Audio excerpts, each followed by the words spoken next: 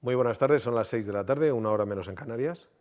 Comienza en este momento la rueda de prensa del director del Centro de Coordinación de Alertas y Emergencias Sanitarias, el doctor Fernando Simón. Hola, muy buenas tardes. Hola, muy buenas tardes a todos.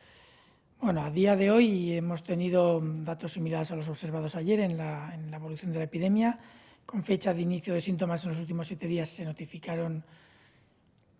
ayer 245 casos con fecha de inicio de síntomas en los últimos 7 días, como decía, y con diagnosticados ayer, pero con fechas de inicio de síntomas en diferentes días, son 156. Además, se han notificado 32 fallecidos con fecha de inicio de síntomas en los últimos 7 días. Es cierto, todos sabemos que puede haber algún retraso en los últimos 1 o 2 días en cuanto a la notificación de los fallecidos, igual que para cualquier otra serie de datos, pero lo cierto es que ese retraso se mantiene más o menos estable en las últimas semanas y vemos, a pesar de todo, que el número de fallecidos va reduciéndose día a día, con lo cual tenemos una clara evolución descendente también en la serie de fallecidos. Todos estos datos nos suman en total, en el curso que llevamos de la epidemia, un total de 242.707 casos. Vamos ya cerca del 250.000 de casos. Estos casos son, en principio, todos aquellos que han ido reuniendo las definiciones o cumpliendo las definiciones de caso que el sistema de vigilancia ha ido imponiendo en cada una de las fases de la epidemia, de acuerdo a las necesidades de información, tratando de que no hubiera grandes cambios en las series, pero sí que, por supuesto, hay algunos. Ahora mismo esos datos incluyen básicamente hasta el día 10 de mayo casos diagnosticados por PCR, salvo algún periodo en la fase más álgida de la epidemia, y a partir del 10 de mayo incluyen datos de diagnóstico por PCR o por anticuerpos IgM con clínica, lo que es una aproximación muy cercana a lo que nos podría dar la IgM. En ese sentido, si me ponen una gráfica que teníamos prevista, podemos observar la evolución de la epidemia desde el principio de la misma, desde que tuvimos los primeros casos, al margen del caso que tuvimos en La Gomera muy al principio de febrero y en las Islas Baleares. La epidemia empezó en España empezó a observarse a finales de febrero y progresivamente fue aumentando hasta mediados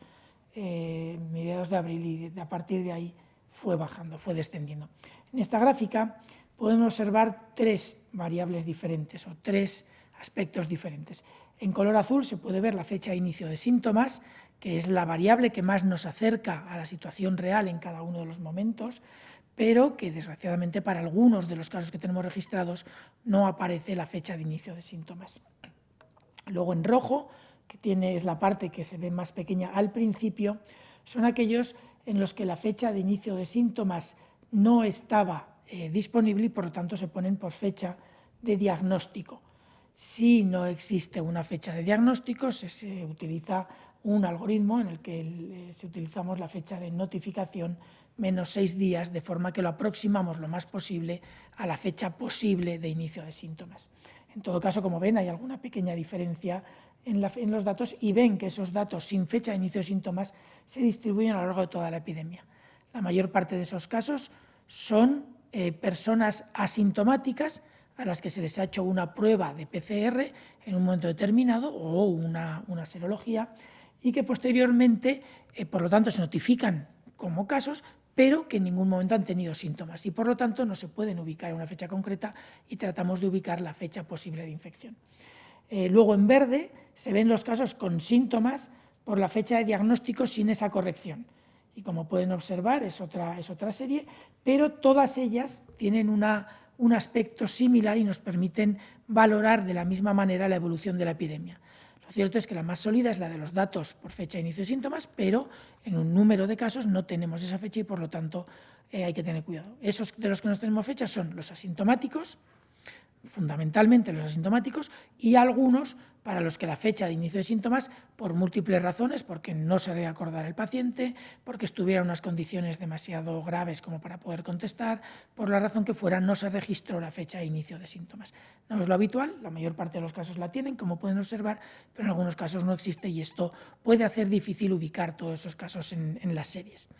Si pasan a la siguiente gráfica, en la que podemos observar el último periodo, desde el 11 de mayo. Esta es la cola de la gráfica anterior, en la que ya había muy pocos casos y por lo tanto apenas se podía observar la evolución real. Parecía que estaba ya muy plano, pero lo cierto es que todavía seguimos descendiendo. Esto corresponde, como digo, a los datos desde el 11 de mayo, cuando se cambió el sistema de vigilancia, y por lo tanto tenemos ya muy pocos casos y tenemos que valorarlos de una forma un poquito diferente, o observarlos, por así decir, de más cerca, con un zoom. Y en esta gráfica, además, les representamos en verde oscuro los casos con síntomas a los que se les puede adjudicar una fecha de notificación, una fecha de inicio de síntomas, y en verde claro, la parte de arriba de las barras, se observan aquellos que son casos asintomáticos, que se han detectado bien a través de cribados en grupos concretos de población, sanitarios, residencias, etcétera, o bien a través de cribados a partir de casos identificados cuando se verifica, en algunos casos, el estatus de infección de todos sus contactos.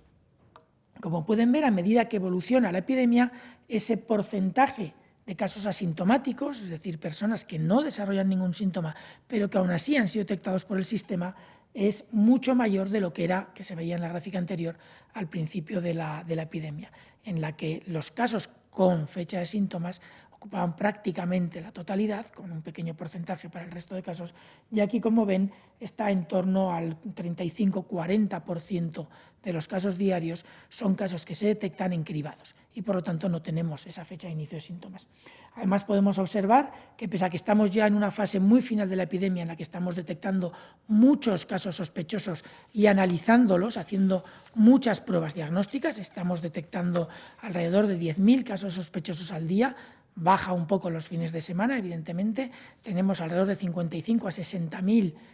casos sospechosos semanales a los que se hace prueba alrededor del 90%, como mínimo una PCR alrededor del 90%, vemos que pese a todo este esfuerzo muy superior al que podíamos realizar durante el pico de la epidemia en esta fase final, pese a estar detectando probablemente muchísimo más, seguimos con una tendencia más suave, como es obvio porque estamos haciendo mucho esfuerzo de detección, pero seguimos con una tendencia descendente, aunque sí que es cierto que es más suave porque estamos detectando muchísimos casos. Todo esto es lo que ahora nos interesa, es decir, encontrar los casos infectados, encontrar los casos leves, los casos asintomáticos, ser capaces de identificarlos, ser capaces de reducir los riesgos de la forma más precoz posible, como hemos comentado en otras ocasiones. Estos son los datos que tenemos hasta ahora y los datos que